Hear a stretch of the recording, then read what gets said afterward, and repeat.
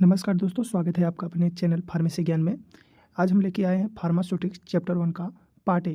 यानी हम चैप्टर 1 को 2 पार्ट में देखेंगे। पहले पार्ट में अपना क्या-क्या देखेंगे वो देख लेते हैं टॉपिक। पहला टॉपिक क्या है? इंट्रोडक्शन, फार्मास्यूटिक्स का इंट्रोडक्शन, ठीक। अगला अपना टॉपिक रहेगा history of pharmacy profession in India. उसके बाद रहेगा फार्मेसी प्रैक्टिस इन इंडिया। उसके बाद अगला अपना टॉपिक है फार्मास्यूटिकल एसोसिएशन इन इंडिया। फिर उसके बाद अगला टॉपिक है फार्मेसी एज ए करियर, ठीक।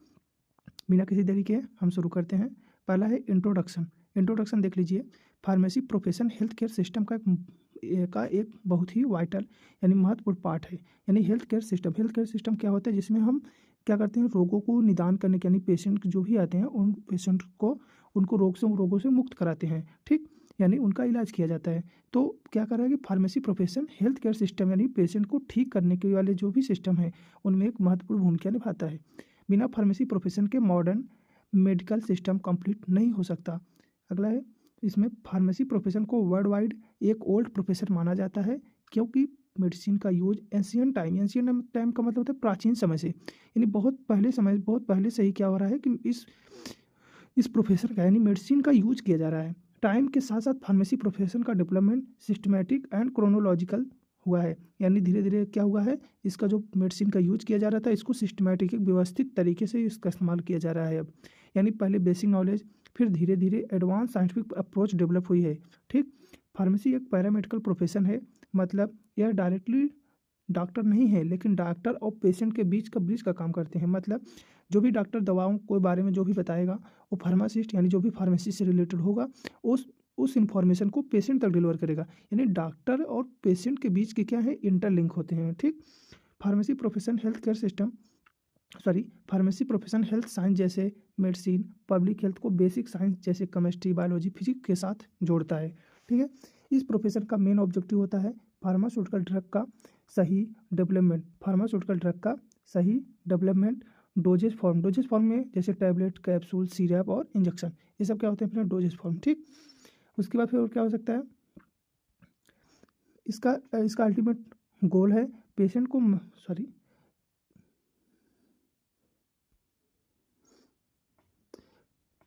का प्रॉपर डिजाइन, ठीक। क्या कर रहा है,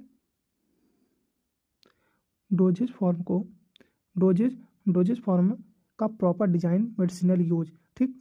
डोजेज फॉर्म का प्रॉपर डिजाइन, जो भी डोजेज फॉर्म है, वो टैबलेट हो, कैप्सूल हो, सिरप हो, इंजेक्शन हो, इनका प्रॉपर क्या हो, डिजाइन हो, यानी किस रूप में इनको लिया जाए और जिससे सेफ हो, यानी जो भी जिसको भी दिए जाने हैं वो उसके ऊपर क्या हो, सेफ हो, उसके ऊपर कोई दुष्प्रभाव न डाले। इफेक्टिवनेस में मतलब होता है, इफेक्टिव का मतलब होता है उस पर कितना अच्छे से काम कर सके और उसके यूज जो उसके उपयोग है उसको सुनिश्चित करना, ठीक। फार्मास्यूटिकल ड्रग को डोजेज फॉर्म के रूप में डेवलप करना, ये किसकी है, मॉडर्न डेवलपमेंट यानी मॉडर्न मेडिसिन, जो भी मॉडर्न साइंस है उसके बेसिस पे होता है, ठीक।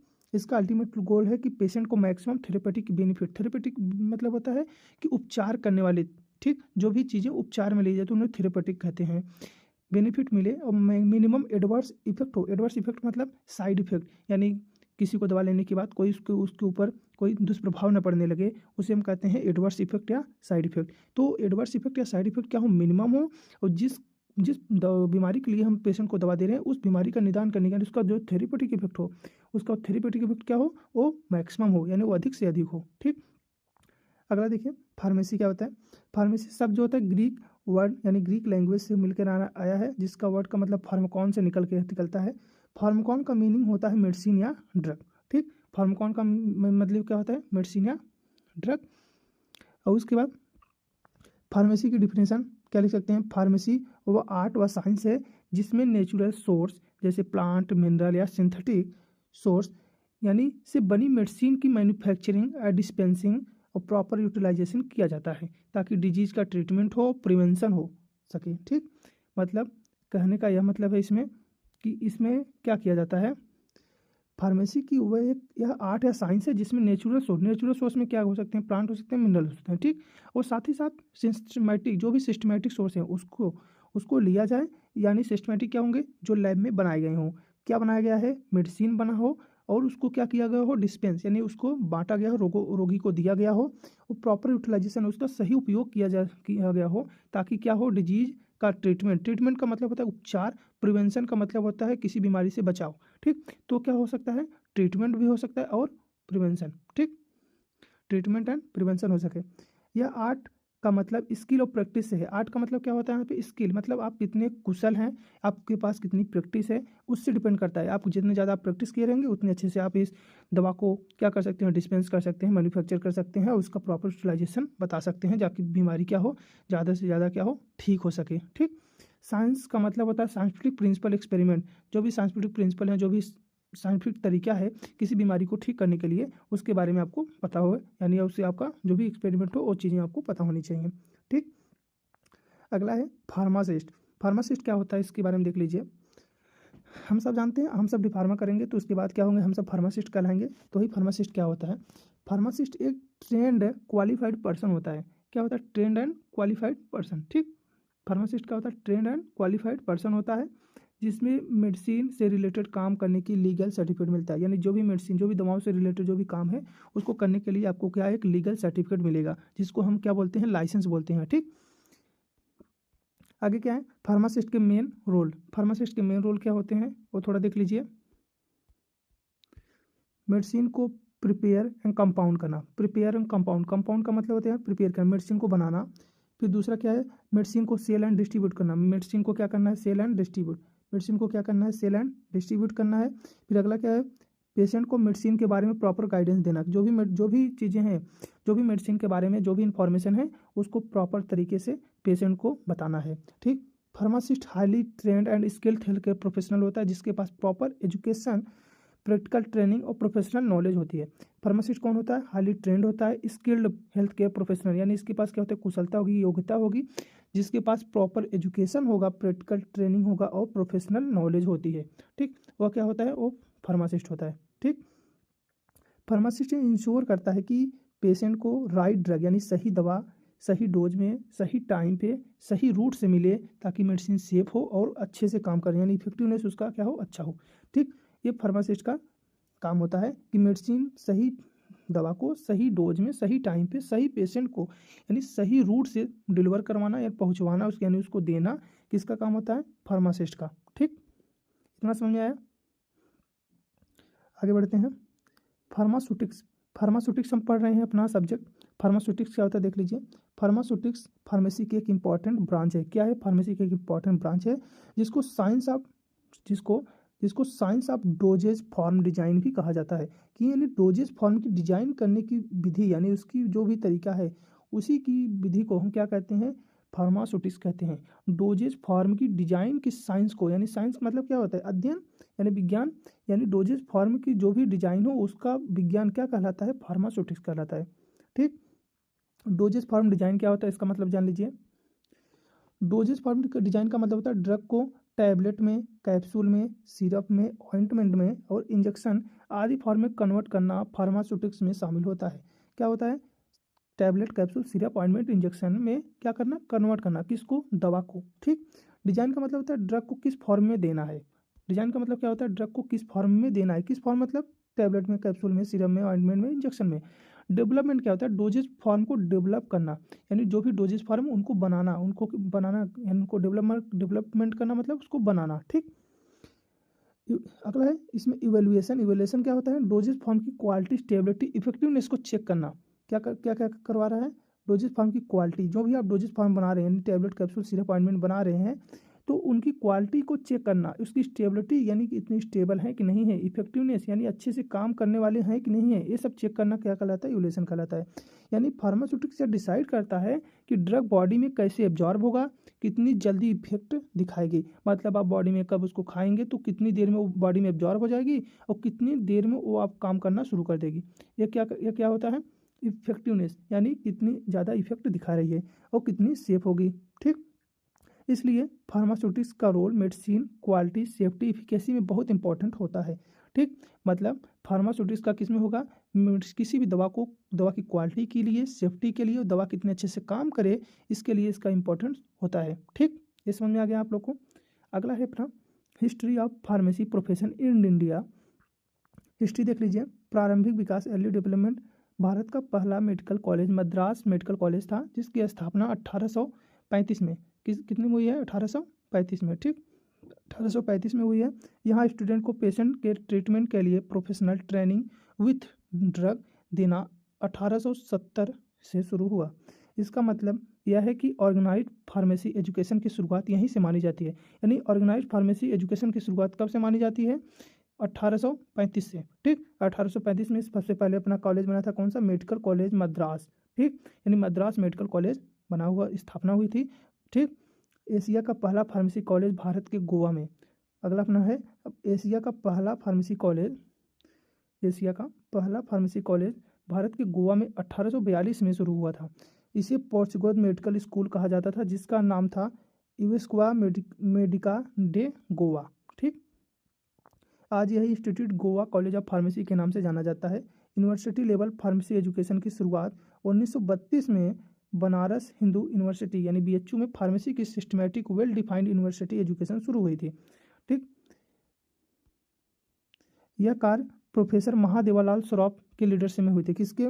प्रोफेसर महादेवालाल सौरभ के लीडरशिप में यह काम शुरू हुआ था, प्रोफेसर महादेवालाल सौरभ। ठीक, कहाँ हुआ था ये? 1832 में बनारस हिंदू यूनिवर्सिटी में फार्मेसी की systematic well defined university education शुरू हुई थी। कितने में? 1832 में। ठीक, इसलिए इन्हें फादर ऑफ फार्मेसी एजुकेशन भी कहा जाता है। किसको कहा जाता है? प्रोफेसर महादेवालाल सौरभ को। प्रोफेसर महादेवालाल सौरभ को father of pharmacy education in India कहा जाता है। ठीक, इतना समझ आया? अब आगे पढ़ते हैं।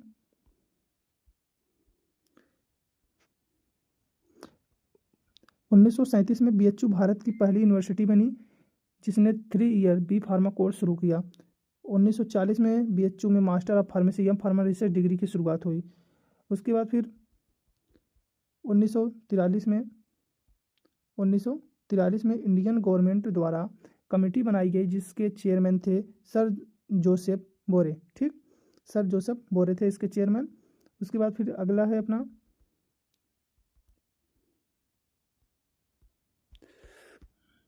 आगे है इस कमेटी ने फार्मेसी एजुकेशन के लिए 3 टायर सिस्टम रिकमेंडेड किया। ठीक, कौन से कमेटी ने? जो बनाया गया था, इंडियन गवर्नमेंट द्वारा कमेटी बनाई गई थी।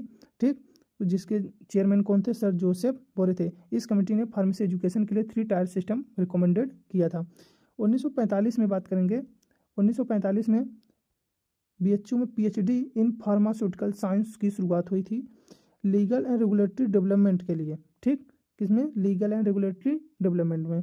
1947 में फिर उसके बाद 1947 में गवर्नमेंट ने फार्मेसी बिल पास किया था, जिसका एम था फार्मेसी एजुकेशन को रेगुलेट करना, कंट्रोल करना और स्टैंडर्डाइज करना, उसको सेट करना, यानी उसका एक स्टैंडर्ड बनाना। किसको? फार्मेसी एजुकेशन को कंट्रोल करना है, रेगुलेट करना है, कैसे यानी उसको चलाना है, उसका एक स्टैंडर्ड बनाना था। ठीक, इसी साल यलियम college of pharmacy Ahmedabad Gujarat की स्थापना हुई थी। 1948 में बात करें तो फार्मेसी एक्ट लागू हो गया था। 1948 में क्या हो गया था? फार्मेसी एक्ट लागू हो गया था, और इसके द्वारा फार्मेसी काउंसिल ऑफ इंडिया यानी PCI को अथॉरिटी मिल गई थी कि फार्मेसी एजुकेशन को, फार्मेसी प्रैक्टिस को, फार्मेसी प्रोफेशन को रेगुलेट करे। किसको? फार्मेसी एजुकेशन को, फार्मेसी प्रैक्टिस को और फार्मेसी प्रोफेशन को क्या करे? रेगुलेट। कौन करेगी? अब PCI। अब सब जानते होंगे PCI इसमें काम करती है। जो भी क्या चीज़ें पढ़ाई जाएगी, कैसे पढ़ाई जाएगी, ये सब कौन बताता है? इसमें PCI बताती है। ठीक, एक्सपेंशन ऑफ फार्मेसी एजुकेशन। ठीक, देख लीजिए एक्सपेंशन क्या हुआ था। 1980 में भारत में 11 यूनिवर्सिटी और 26 फार्मेसी कॉलेज थे, बी फार्मा एम फार्मा के लिए। ठीक, 1996 में M pharma in pharmacy practice programme शुरू किया गया था। ठीक, और उसके बाद सबसे पहले किसमें होता है? JSS कॉलेज ऑफ फार्मेसी मैसूरी में और ऊटी में 1997 में स्टार्ट हुआ था। इसमें 11 यूनिवर्सिटी और 26 फार्मेसी कॉलेज। ठीक, 2010 में भारत में 900 से कम फार्मेसी कॉलेज थे, और 2014 में PCI रेगुलेट के तहत पूरे बी फार्मा और एम फार्मा करिकुलम यूनिफॉर्म एक जैसा किया गया।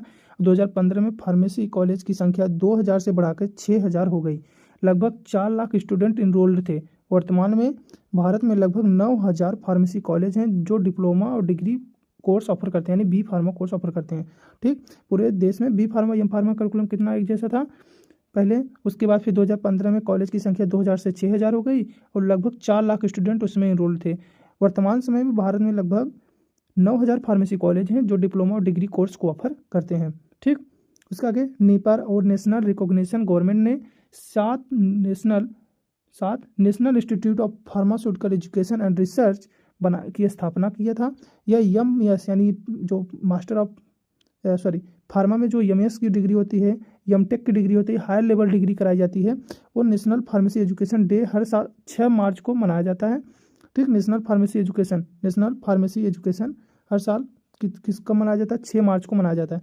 यह प्रोफेसर महादेवलाल सौराफ के जन्मदिन के सम्मान में मनाया जाता है। किसके सम्मान में? प्रोफेसर महादेवलाल सौराफ के जन्मदिन के सम्मान में। ठीक, आगे है pharmacy education in India. Pharmacy education in India देख लीजिए। डी फार्मा यानी डिप्लोमा इन फार्मेसी के बारे में पहले। डिप्लोमा इन फार्मेसी हम सब जानते हैं। डिप्लोमा इन फार्मेसी क्या है? 2 year career oriented diploma course होता है। इसके बाद 500 आवर्स की प्रैक्टिकल ट्रेनिंग की जाती है, जो कि हॉस्पिटल फार्मेसी या कम्युनिटी फार्मेसी में होती है। ठीक, डी फार्मा का curriculum pharmacy act education regulation के अनुसार बनाया जाता है। पीसीआई द्वारा 2024 में एग्जिट एग्जामिनेशन लागू करने का प्रपोजल दिया गया है। D pharma mainly retail pharmacy, hospital pharmacy और मेडिकल स्टोर प्रैक्टिस के लिए सूटेबल कोर्स है। ठीक, यानी आप डी फार्मा करके कि कहाँ कहाँ काम कर सकते हैं? रिटेल फार्मेसी में, हॉस्पिटल फार्मेसी और मेडिकल स्टोर में। ठीक, आगे है बी फार्मा यानी bachelor of pharmacy. Bachelor of pharmacy के बारे में देख लीजिए। 4 ईयर का कोर्स होता है, डिग्री कोर्स होता है। इसमें स्टूडेंट को सिखाया जाता है कि ड्रग का सिंथेसिस यानी दवा को कैसे बनाया जाएगा, दवा का फार्मूलेशन यानी किस फार्मूलेशन मतलब टैबलेट, कैप्सूल, सिरप, इस सब के। उसके बाद फिर केमिकल एनालिसिस, उसमें दवा में कौन कौन सा केमिकल पाया है उसकी एनालिसिस, उसकी कैसे जांच पड़ताल की जाएगी। Pre clinical testing of new drug, कोई नवा दवा अगर खोजा जा रहा है तो उसकी क्लिनिकल टेस्टिंग कैसे किया जाएगा। B pharma health care industry major इस सेगमेंट है। बी फार्मा वाले क्या होते हैं? मेजर इंडस्ट्री वाले होते हैं, जो रिसर्च करते हैं, मैन्युफैक्चर करते हैं, डेवलपमेंट करते हैं, सप्लाई या मेडिसिन में योगदान देते हैं। ठीक, आगे है एम फार्मा। ये हम जानते हैं M pharma 2 year post graduate programme होता है। सेकेंड ईयर पूरी तरह से रिसर्च डेवलप के लिए होता है और उसके बाद स्पेशलाइजेशन में शामिल होते हैं, जैसे फार्मास्यूटिक्स में, फार्माकोलॉजी में, फार्माकोग्नोसी में, फार्मास्यूटिकल एनालिसिस में, फार्मास्यूटिकल टेक्नोलॉजी में क्या होती है? मास्टर डिग्री होती है। ठीक, एडमिशन का बेसिस क्या क्या होता है? एडमिशन बी फार्मा एकेडमिक अगर आपका है, बी फार्मा एकेडमिक परफॉर्मेंस या जीपैट एंट्रेंस होता है। ठीक, या जीपैट क्वालिफाइड स्टूडेंट को गवर्नमेंट स्कॉलरशिप भी मिलती है। ठीक, आगे है पीएचडी। हम जानते हैं पीएचडी देख लीजिए।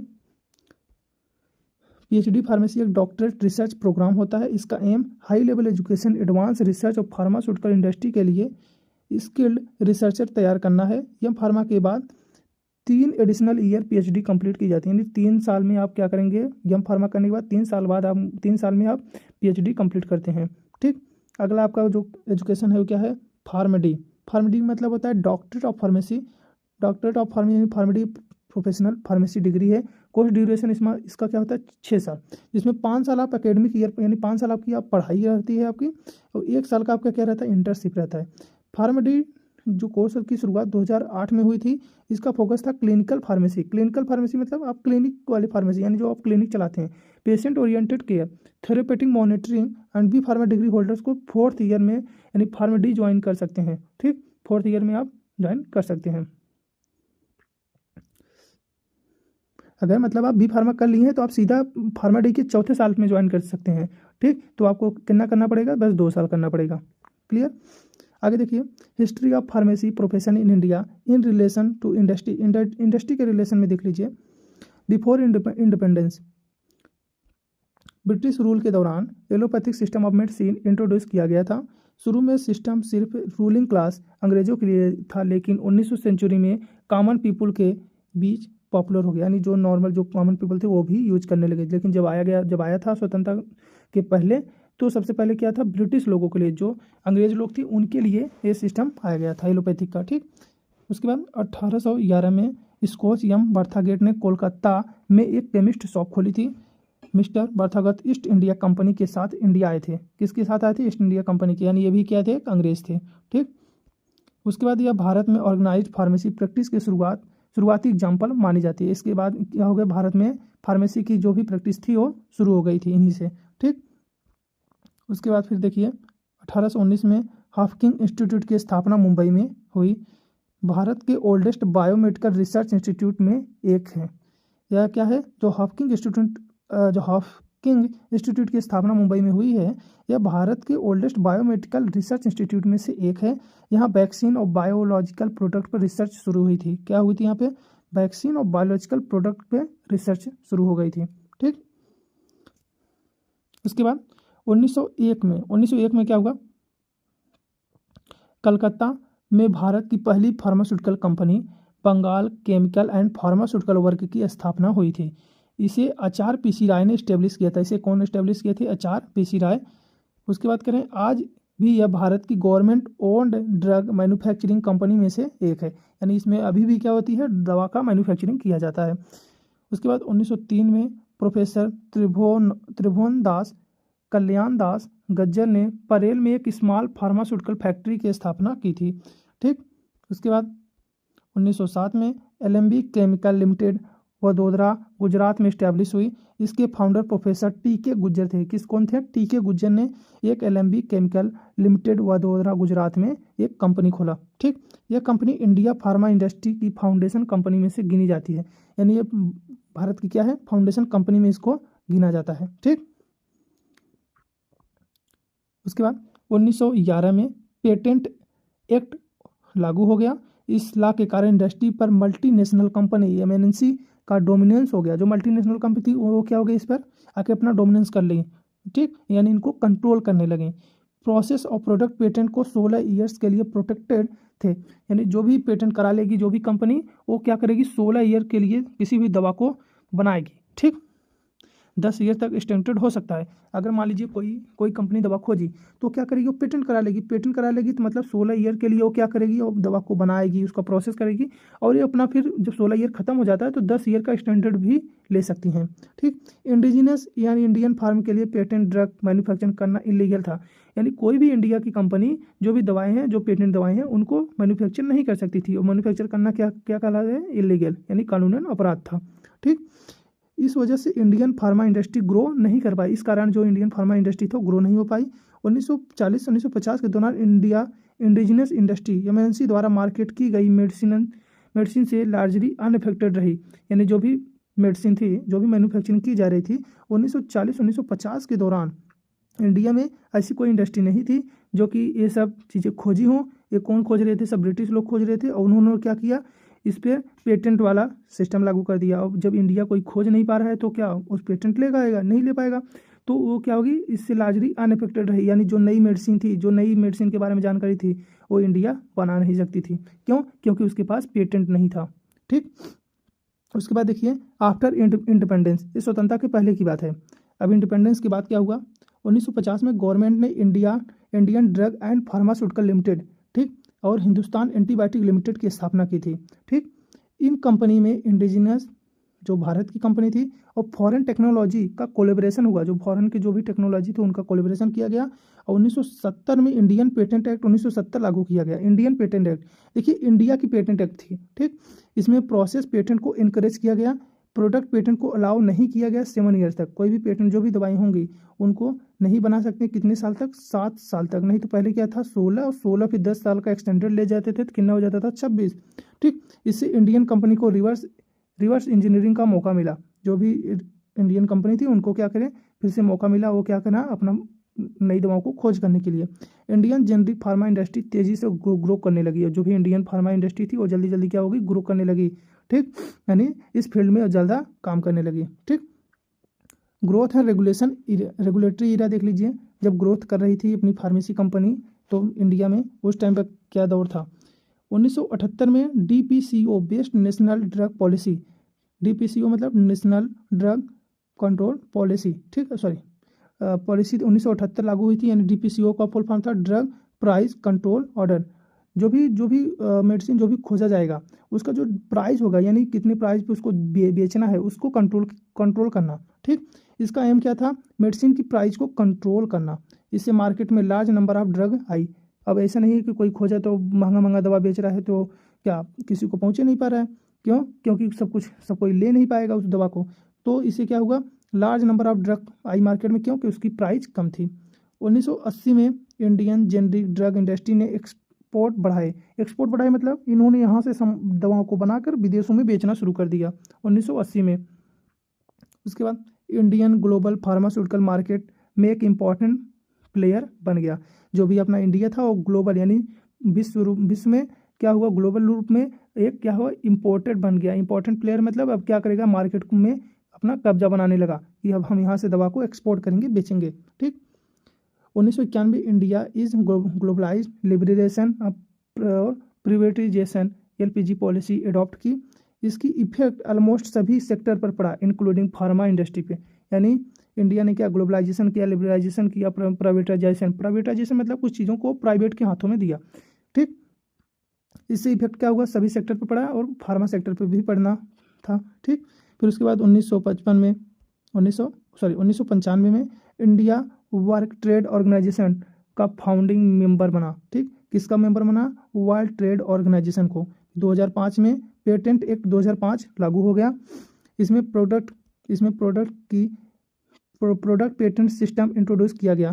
पेटेंट वैलिडिटी 20 ईयर्स के लिए हुई। कितने ईयर्स के लिए, पहले कितना था 7 था, अब इसमें बढ़ा के क्या कर दिए 20 ईयर्स कर दिए। ठीक, उसके बाद फिर देखिए 2013 में new drug price control order आया। क्या आया, यानी DPCO फिर से लागू किया गया।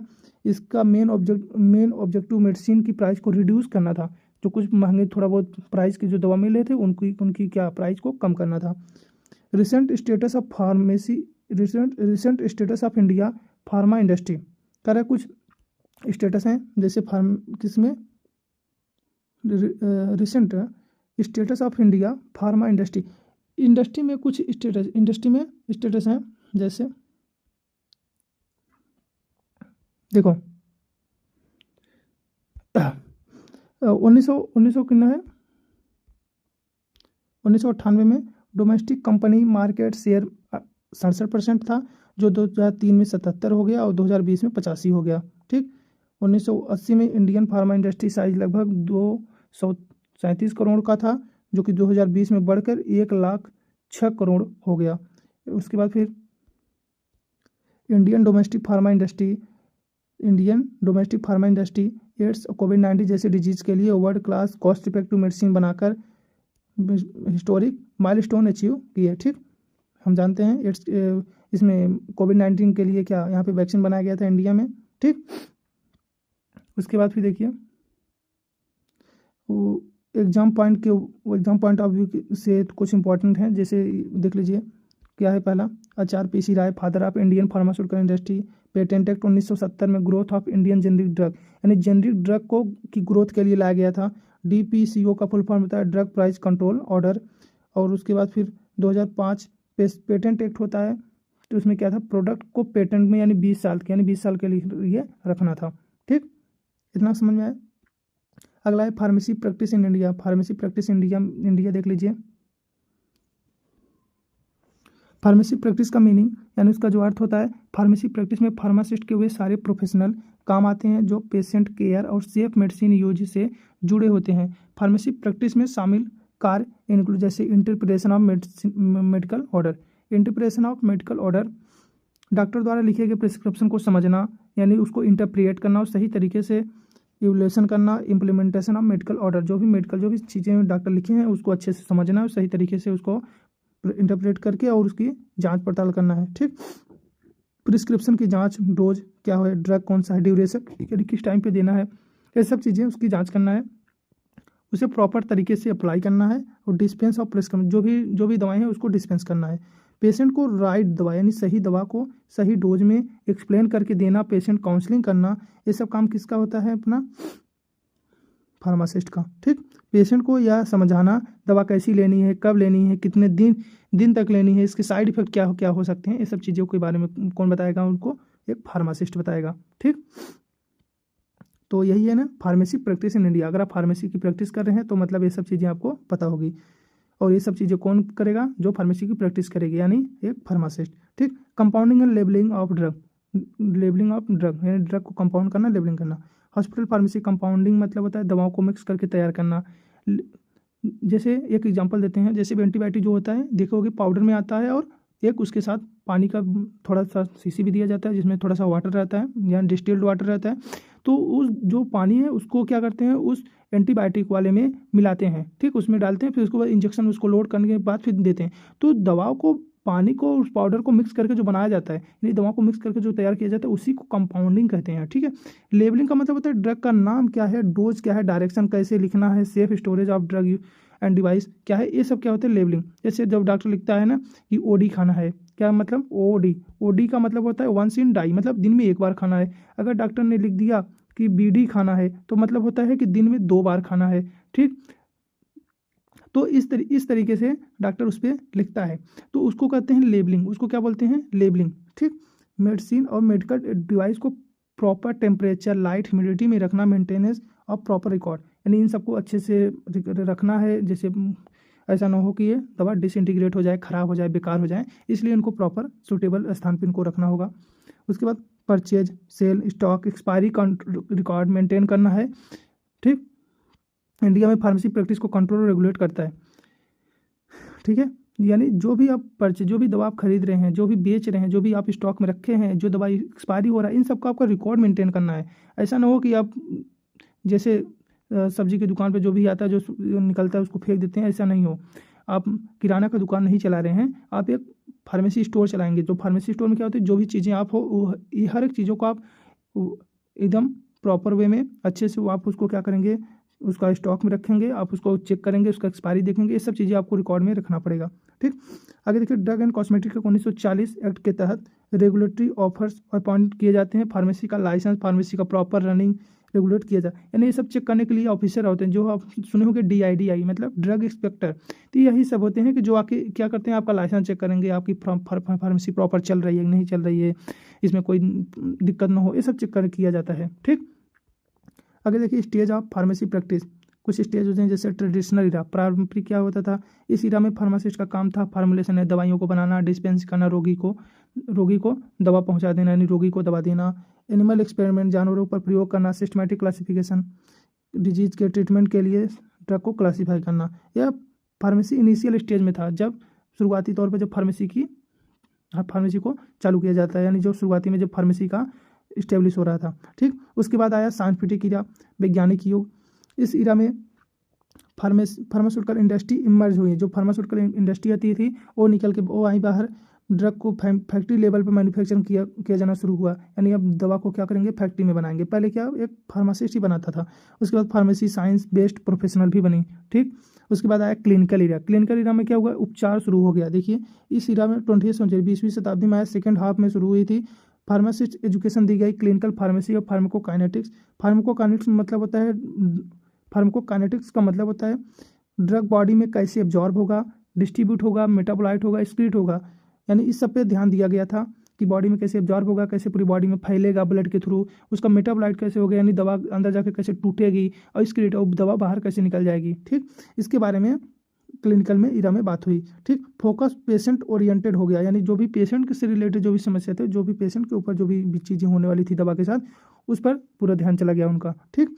उसके बाद है इंडस्ट्रियलाइजेशन इरा। इस इरा में rapid mass production of medicine शुरू हो गई, यानी मेडिसिन को बहुत अधिक रूप में बनाया जाने लगा। एक्सटर्नलाइजेशन, केमिकल सिंथेसिस हो गया, पैरेंटल मेडिसिन यानी इंजेक्शन आदि का यूज बढ़ गया, मेडिसिन लार्ज स्केल पर बनने लगी इसमें, ठीक। उसके बाद आया फार्मास्यूटिकल केयर इरा। फार्मासिस्ट की रोल और बढ़ गई, फोकस हुआ किस पर, प्रॉपर मेडिसिन यूज पे, पॉजिटिव थेरेपेटिक आउटकम पे, यानी जो भी आप थेरेपेटिक जो भी बीमारी का उपचार कर रहे हैं उसका जो थेरेपेटिक हो पॉजिटिव हो। फार्मास्यूटिकल केयर यानी पेशेंट को सही दवा, सही डोज, सही समय पर देना, ये सब चीज़ें फार्मास्यूटिकल केयर एरा में बढ़ गई, ठीक। बेस्ट हेल्थ आउटकम अचीव, जिससे क्या हो, अच्छी स्वास्थ्य अचीव हो जाए। आगे है फार्मास्यूटिकल एसोसिएशन इन इंडिया। देखिए, कुछ फार्मास्यूटिकल एसोसिएशन है भारत में। इंडिया में फार्मेसी ऑर्गेनाइज जैसे pharmacist, pharmaceutical industry and education public welfare के लिए काम करते हैं। किसके लिए काम करते हैं, public welfare. Important pharmaceutical association कुछ हैं, देख लो। जैसे 1920 में Calcutta chemist and druggist association बनी। 1926 में नाम बदला गया इसका, Bengal chemist and druggist association हो गया, ठीक। 1935 में BHU में क्वालिफाइड प्रोफेशनल ने BHU फार्मास्यूटिकल सोसाइटी बनाई।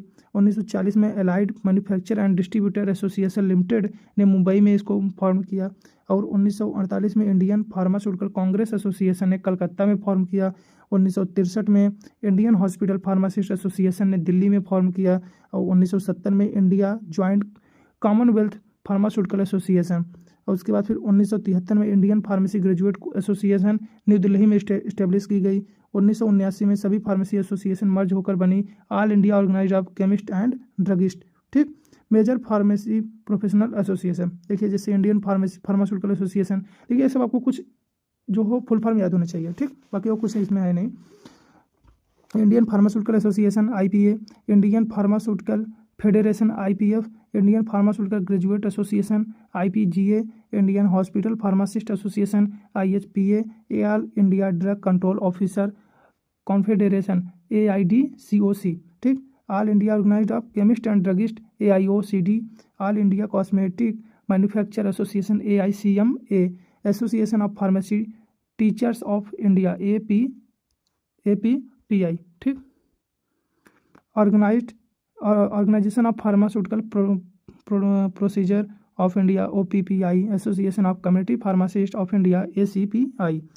एग्जाम टिप से कुछ याद कर लीजिए इसमें इंपॉर्टेंट, जो ड्रग है जो 1 नंबर में आते हैं क्वेश्चन, वो थोड़ा ध्यान देना। ड्रग एंड कॉस्मेटिक एक्ट 1940 में आया था। 5 स्टेज ऑफ फार्मेसी प्रैक्टिस होता है AIOCD 1969 में। और फार्मास्यूटिकल केयर इरा में क्या होता है, पेशेंट ओरिएंटेड, जो पेशेंट को ओरिएंटेड यानी पेशेंट पे ध्यान दिया गया था, उनको सही दवा को सही डोज में सही टाइम पे देना है, ठीक। अगला अपना टॉपिक है pharmacy as a career. Pharmacy as a career का मतलब होता है फार्मेसी फील्ड में पढ़ाई करने के बाद मल्टीपल जॉब अपॉर्चुनिटी यानी कैरियर ऑप्शन उपलब्ध होते हैं। Career health care industry education business और रिसर्च से जुड़ा हुआ है। मतलब कह रहे हैं कि फार्मेसी को पढ़ाई करने के बाद आपका क्या कैरियर होगा, आप क्या काम कर सकेंगे, ठीक, आपको कहाँ जॉब मिल पाएगी, आप क्या करेंगे इसके बाद पढ़ने के बाद, ठीक। पहला है देखो एकेडमिक शिक्षा के क्षेत्र में अगर कोई स्टूडेंट टीचिंग फील्ड में जाना चाहता है तो प्रोफेसर कॉलेज यूनिवर्सिटी लेवल पर पढ़ाना, तो लेक्चरर हो सकता है, D pharma B pharma student को पढ़ा सकता है। इसके लिए जनरली M फार्मा या PhD रिक्वायर्ड होती है, ठीक।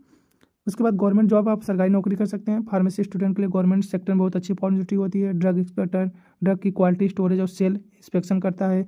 ड्रग एनालिस्ट मेडिसिन की टेस्टिंग एनालाइज करता है। असिस्टेंट कमिश्नर होता है, ड्रग कंट्रोल एडमिनिस्ट्रेशन से जुड़ा हुआ पोस्ट है। उसके बाद फार्मासिस्ट होता है, गवर्नमेंट हॉस्पिटल हेल्थ सेंटर में जॉब मिलता है। साइंटिस्ट हो सकता है, रिसर्च इंस्टीट्यूट में रिसर्च वर्क काम करेगा, ठीक। इंडस्ट्रियल जॉब, इंडस्ट्री में क्या क्या आप जॉब कर सकते हैं। फार्मास्यूटिकल इंडस्ट्री में फार्मेसी ग्रेजुएट की हाई डिमांड होती है प्रोडक्शन के लिए। उसके बाद इसमें क्या होता है, मेडिसिन का मैन्युफैक्चरिंग किया जाता है। अगला है research and development, new drug development करने के लिए, क्वालिटी एश्योरेंस यानी क्वालिटी सिस्टम मेंटेन करने के लिए, क्वालिटी कंट्रोल ड्रग टेस्टिंग में, पैकेजिंग सेक्टर में, और उसके बाद रेगुलेटरी सेक्टर में, ठीक। आगे है फार्मासिस्ट यानी पेशेंट केयर फील्ड से जुड़ा हुआ है। फार्मासिस्ट डायरेक्टली पेशेंट केयर से जुड़ा होता है। Hospital pharmacist, clinical pharmacist, community pharmacist. Role prescription dispensing, patient counselling से मेडिसिन यूज, ठीक। ये जो हम सब जानते हैं मेडिकल स्टोर वाले जो ये सब काम करते हैं। सेल्फ बिजनेस, अपना खुद का बिजनेस हो सकता है, जैसे एंटरप्रेन्योरशिप में इंटरेस्ट रखने वाले के लिए chemist shop, retail, wholesale pharmacy और entrepreneurship own pharma related business, जैसे D फार्मा के बाद मेडिकल स्टोर खोलना सबसे कॉमन ऑप्शन है, ठीक। मार्केटिंग हो सकते हैं, जब हम सुने होंगे EMR वाला काम है, यानी फार्मेसी कम्युनिकेशन स्किल, बात करने का अच्छा तरीका वालों के लिए जो फार्मेसी की पढ़ाई भी की हो साथ में उसको बात करने का अच्छा तरीका भी हो। मेडिकल रिप्रेजेंटेटिव EMR, डॉक्टर को मेडिसिन की इंफॉर्मेशन देना उसमें, और उसमें क्या हो सकता है, डिविजनल मैनेजर होते हैं सेल्स मार्केटिंग टीम को हैंडल करने वाले, ठीक। हायर स्टडी कर सकते हैं आप, फार्मेसी स्टूडेंट हायर एजुकेशन के लिए जा सकते हैं, जैसे M pharma, MBA pharma management, MS pharma, PhD या क्लिनिकल रिसर्च में। अब्रॉड अपॉर्चुनिटी होती है यानी विदेश में अवसर होता है आपको फॉरेन स्टडी या जॉब के लिए। GRE ग्रेजुएट रिकॉर्ड एग्जाम या GMAT graduate management admission test या अब्रॉड जाकर स्टडी रिसर्च या जॉब पॉसिबल है। अदर अपॉर्चुनिटी देख लीजिए, फार्मेसी फील्ड में कुछ स्पेशलाइज्ड कैरियर भी होते हैं, medical coding, pharmacotherapy, nuclear pharmacy, internet pharmacy, military pharmacy, pharmacovigilance, drug side effect monitoring, वेंटिलेटरिंग फार्मेसी और मेडिकल ट्रांसक्रिप्शन, ठीक। आगे scope of pharmacy, scope of pharmacy को हम एक ट्री के रूप में है, जो भी आप पढ़े हैं कैरियर वही स्कोप भी है, ठीक। तो कैरियर और स्कोप अलग अलग नहीं है, जो कैरियर है वही स्कोप भी है, तो इसको हम एक ट्री के रूप में दे दिए हैं। आप इसको फिर से वही एक बार देख लीजिएगा, ठीक। तो हमारा ये पार्ट 1 फार्मास्यूटिक्स का खत्म होता है। तो हम पढ़ेंगे अब नेक्स्ट चैप्टर में, नेक्स्ट लेक्चर में इसका पार्ट 2 में हम पढ़ेंगे फार्माकोपिया के बारे में। किसके बारे में पढ़ेंगे, फार्माकोपिया के बारे में। तब तक के लिए बाय बाय और पढ़ते रहो, जुड़े रहो हमारे साथ। हम फार्मेसी को बहुत इजी तरीके से और हिंदी इंग्लिश में मिक्स करके अच्छे से समझेंगे, क्योंकि आपका जो D फार्मा है वो बाइलिंगुअल है। तो हम जो मैक्सिमम से लोग क्या होते हैं UP बोर्ड से पढ़े होते हैं, तो उनको इंग्लिश पढ़ने में समस्या होती है या उनको समझ नहीं आती है। तो वो क्या है, बाइलिंगुअल है, तो हमको क्या करेंगे, अच्छे से उसको समझते हुए हिंदी इंग्लिश मिक्स करके पढ़ेंगे। आप हिंदी इंग्लिश मिक्स करके एग्जाम में लिख भी सकते हैं, ठीक। ऐसा कोई नहीं है कि आप उसमें सिर्फ इंग्लिश लिखें या सिर्फ हिंदी लिखें, आप उसमें हिंदी इंग्लिश मिक्स करके लिख सकते हैं, ठीक।